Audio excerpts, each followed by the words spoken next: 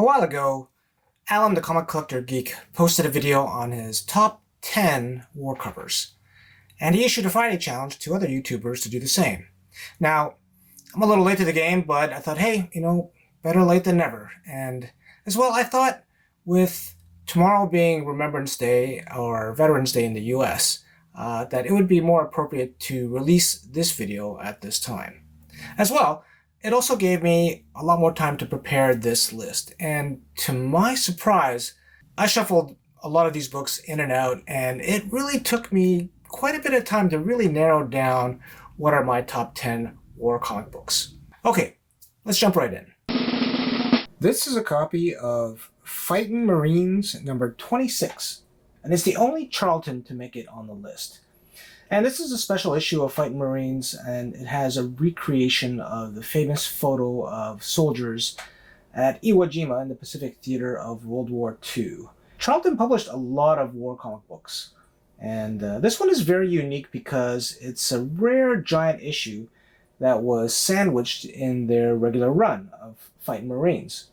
Charlton published several war titles that lasted several years, and Fightin Marines was one of their longest running. A tough book, especially in decent shape, and this is actually not a bad copy. While the covers play an importance to this list, I also kind of gave the importance of the comic book, like nostalgia, as well as the historical significance of the book, some weight as well too when I made up this list. So it's not just about the covers, it's also about the stories, the history, and nostalgia. This is a copy of Man Comics number 19, Men at War. And Atlas published a lot of war comic books. And this is just a fascinating pre-Cold War comic book that gives you an idea about the Cold War and the anti-communist propaganda that was prevalent in the 1950s. I mean, just look at this cover. Bring back a red. After World War II, superhero comic books became less popular, and there was a rise in other genres and comic books with, more adult themes. Comic book readers were starting to get a little bit older. War was one of these genres that really took off, and while some of the stories were historical in nature, many of them also kind of had current events of that time. The Korean War in the early 1950s brought a lot of these kind of current events to these war titles at that time. I hope this goes without saying, but this video is not about glorifying war and its participants. It's more of a reflective piece of comic books and, how popular the genre was and its history. If you're looking at reading quality war comics from the 1960s, DC Comics was certainly where it was at. DC had a number of popular ongoing characters in many of their war titles, and Sergeant Rock was probably the most popular among them. Robert Kanigher and Joe Kubert teamed up to produce some of the best war comic books of that time period. Actually, you know what? You could argue that even best comic books, period. And this is a special giant-size one-shot issue that came out in 1964. I do really like these giant-size 80-page format comic books, and especially if you find them in nice shape. And this is a unique kind of special one-shot issue that wasn't part of their 80-page giant run. This featured some Sergeant Rock stories, but it also featured other stories from other series, like, The Island of Armored Giants, which was a dinosaur story from Spangled War Stories. A great combination of different war stories from around that time period. One of the very rare war comic books featuring a female lead character, Mademoiselle Marie, was featured in a short run of Star-Spangled War Stories. And unfortunately, her run only lasted a few issues, but they're definitely worth checking out, and have become very popular with collectors. Now, this is the only issue I have of that run, but it has a great cover. Mademoiselle Marie would actually be an ongoing character in the DC universe and would even have a short series in the 1990s. There's even a love triangle story featuring Marie, Jeb Stewart from the Haunted Tank, and Sergeant Rock. Now, that sounds like a weird war tale if you ask me. It's kind of difficult to really pinpoint when war comic books were the most popular. Now, certainly in the early 1950s, there were a lot of different war titles. but I don't think they were ever really the dominant genre in comic books. But that being said, they carried a lot of success for several years on the newsstands. This is a copy of USA is Ready, War in Action 1941, published by Dell. This is actually the oldest comic book in my collection. And this is special for a lot of reasons. This comic book actually predates the US entering the Second World War, and it has a story about the potential Pearl Harbor attack before the attack actually happened. For a lot of World War II history experts, it was actually pretty well known within the military that a potential attack could happen. So much so that they actually did full military exercises and scenarios considering such an attack. I actually did a full episode on this comic book that you can check out over here. And this is what is considered to be a war propaganda comic book. It has a lot of interesting facts, ranging from armament to artillery, tanks, the Navy, the Air Force. It's got everything. A very interesting comic book from 1941, and it's got quite a great cover. This is a copy of The Nam, number 24, and this cover recreates one of the most infamous real photos taken during the Vietnam War. General Loan is executing a Viet Cong in civilian clothing right out in the public. And this photo, among others, would have a dramatic effect on the public perception of the Vietnam War that would eventually lead to the US pulling out of the war some years later altogether. In 1986, when this was published, as the Vietnam War was becoming popular again in mainstream media, Marvel decided to publish a comic book series featuring stories on the war. And the earlier issues revolved around a fictional character, Edward Marks, and it chronicled his experience from the beginning of the war. It has some, great artwork by Michael Golden in the early issues, but the series as a whole is very good and actually lasted quite a few issues. Definitely worth reading and checking out. I've recently reread a number of the issues, and to my surprise, they hold up really well. And I would suggest a sampling of any of the first 40 issues would give you a really good idea of what this series is about. What's unusual about this series as well is the continuity. So with a lot of war comic books, usually they're kind of an anthology series, there'll be a number of short stories in a particular issue. But with the Nam, you actually have continuity from issue to issue, on the most part. If you're going to ask me what my favorite war cover is, this has a pretty good chance of being it, and this is GI Combat number 79. GI Combat had an astounding run of covers called the Purdy 30, a run of what are called gray tone or wash tone covers. I actually did an episode on this recently, and this is the best example of one of those covers that I have in my collection. Many of the early covers were done by Jerry Grandinetti, and they are fantastic. This series was originally published by Quality, and it's one of the titles that DC got when Quality went under. The other significant war title would be Black Hawk.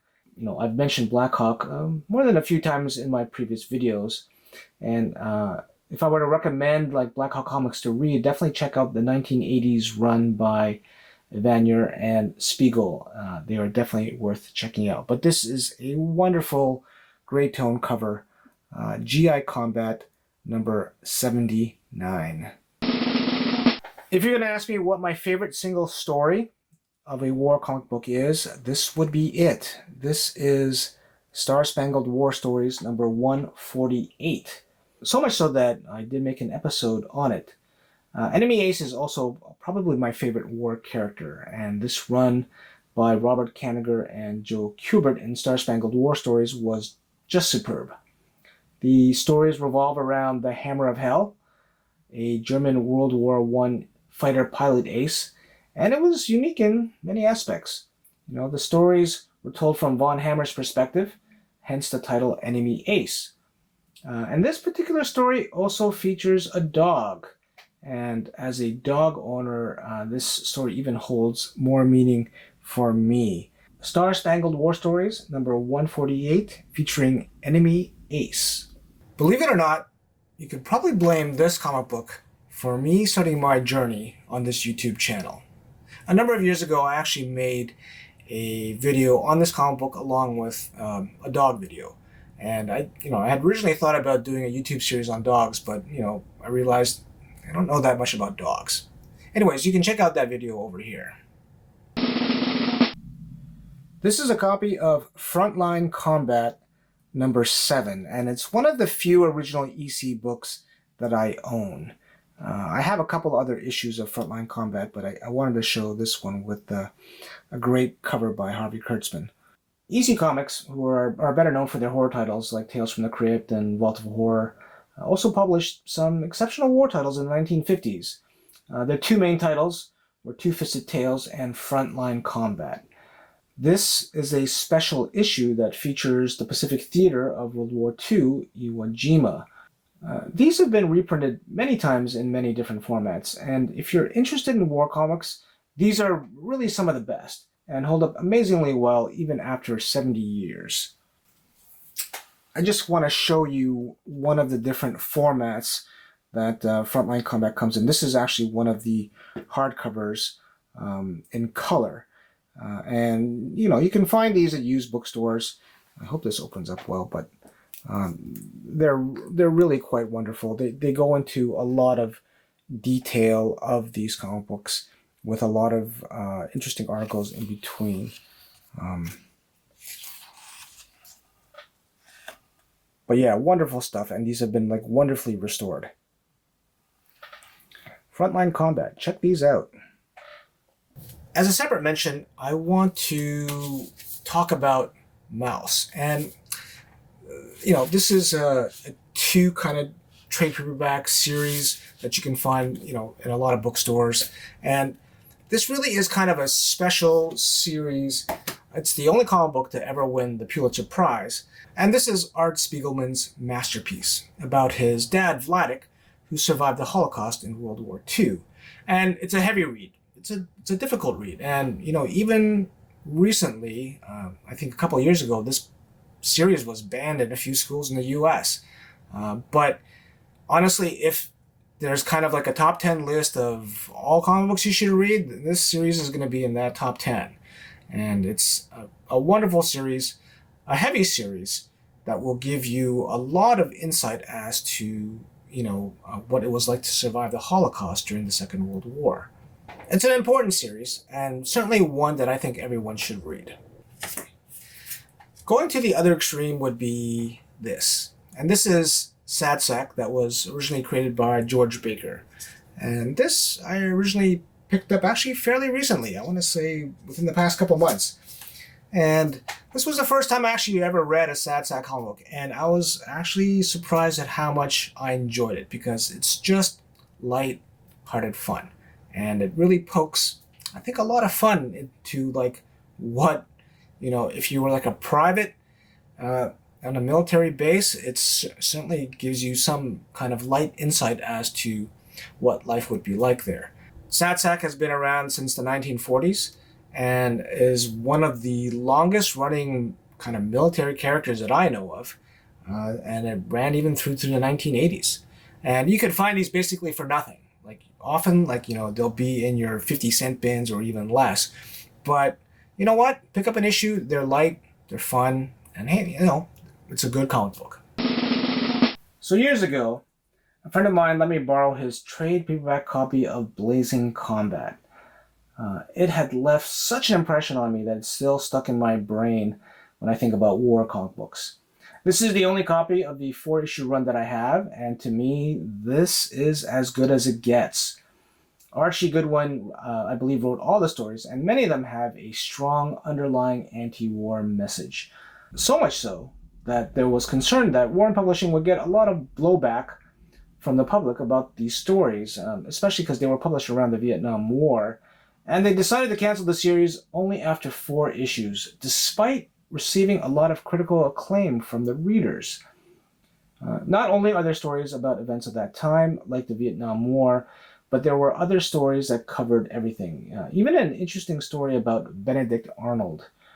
I cannot highly recommend this enough. If you like war comic books, this is, to me, the must-read series, the 4-issue run of Blazing Combat. A viewer reached out to me recently and told me about an interesting project that he's working on that has recently been launched on Kickstarter. Please note, they're not paying me or giving me anything to promote this project of theirs.